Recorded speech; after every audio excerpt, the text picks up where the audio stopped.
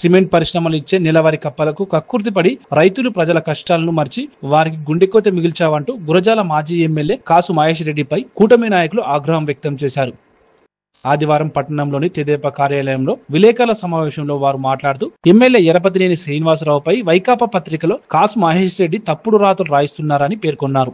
ఆయన ప్రజల గురించి పోరాటం చేయాలి కానీ కార్పొరేట్ పరిశ్రమలకు తొత్తుగా వ్యవహరించడం ఎంతవరకు సమంజసమని ప్రశ్నించారు. మేము రెడీ ఏ చర్చకైనా. నేను కాసు పాసు తీసు అని చెప్పావు ఎలక్షన్ ముందు.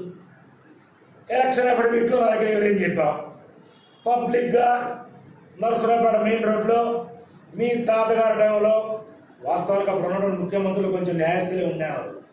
కానీ జగన్మోహన్ రెడ్డి అనేవాడు నీవనేటువంటి వాడు ఇద్దరు కూడా ఇవాళ దోచుకోవడం దాచుకోవడం తప్ప ప్రజల పరిస్థితి కానీ వేరే కులాల పరిస్థితి కానీ చూసే పరిస్థితి లేదు.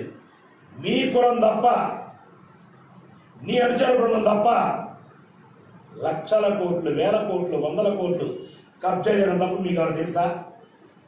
ఎరపతినేని శ్రీనివాసరావు కబ్జా చేయడం చూస్తే చెప్పును, మేము రెడీ, వారితో పనిలా.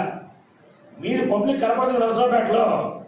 మీ తాతగారు అఫిడవిట్లు ఇచ్చావు మన ఎలక్షన్లో, ఎక్కడ చూచున్నవాడా? లోన్లు చూపిస్తావు, కన్స్ట్రక్షన్ ఎక్కడిది, నువ్వు ఎట్ట చేస్తున్నావు? ఇటువంటి పిచ్చి పిచ్చి మాటలు కానీ అనవసరమైన మాటలు కానీ మాట్లాడి గ్రామాల్లో నియోజకవర్గాలు కానీ రాష్ట్రాలు కానీ అవకతవకలు మాట్లాడి పరుగు తీసే విధంగా మాట్లాడితే మేము దానికి డబల్గా ఏం సాక్షి పేపర్లో వచ్చింది. సాక్షి పేపర్ ఎవరిది? వారి అధినాయకుడు జగన్మోహన్ రెడ్డి గారిది.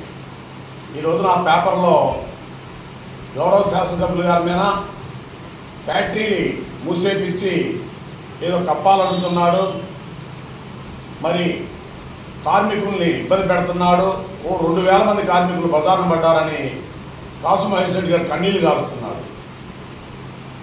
అలానే మరి ఏదో సిబిఐ కేసు కూడా ఎరపతినేని శ్రీనివాసరావు గారికి ఉందని ఆయన ఈ పేపరు, మరి ఆ పేపరే ఒక దొంగ పేపరు. ఆ రోజున వాళ్ళ అధినాయకుడి మీద 42,000 కోట్ల రూపాయలు సిబిఐ ఈడీ అటాచ్ చేసి దాదాపు 11 కేసులు 15 సంవత్సరాల నుంచి ఇతను అక్రమంగా కోర్టుకు వెళ్లకుండా కూడా మరి అక్రమం చేసిన నాయకుడు వాళ్ళ అధినాయకుడు జగన్మోహన్ రెడ్డి. ఆ పేపర్ రాస్తుంది అక్రమం. ఎరపతినేని శ్రీనివాసరావు గారు ఏదో అడిగాడు, బ్యాటరీ వాళ్ళు ఇబ్బంది పెడుతున్నాడు, మరి ఆయన లంచాలు తీసుకున్నట్టు మాట్లాడుతున్నారు.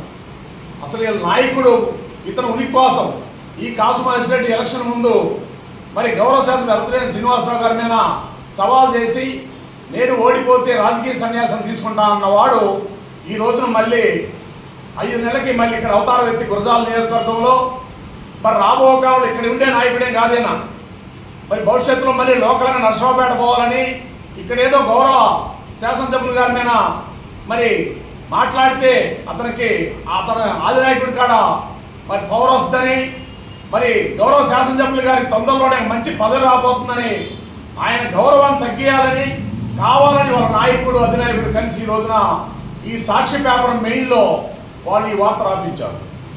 ఇలా చేయటం మరి వాళ్ళ సొంత పేపర్ దుర్మార్గమే అది. ఎక్కడైనా ఆధారాలు లేకుండా అక్కడ ప్రజలకి ఫ్యాక్టరీ వాళ్ళకి సంబంధం ఉండి అదేదో ఫ్యాక్టరీ వారం రోజులు మరి వాళ్ళు లేఅవుట్ పెట్టి అది ఫ్యాక్టరీస్ కూడా సిమెంట్ రేట్లు కరెక్ట్ లేక వాళ్ళు ఆపితే ఎవరో గౌరవ శాసనసభ్యులు గారి మీద ఈ రోజున అభాండం వేస్తున్నారు. మరి కాసు మహేష్ రెడ్డి ఆ రోజున దాచేపల్లి మండలం 2,000 ఎకరాలు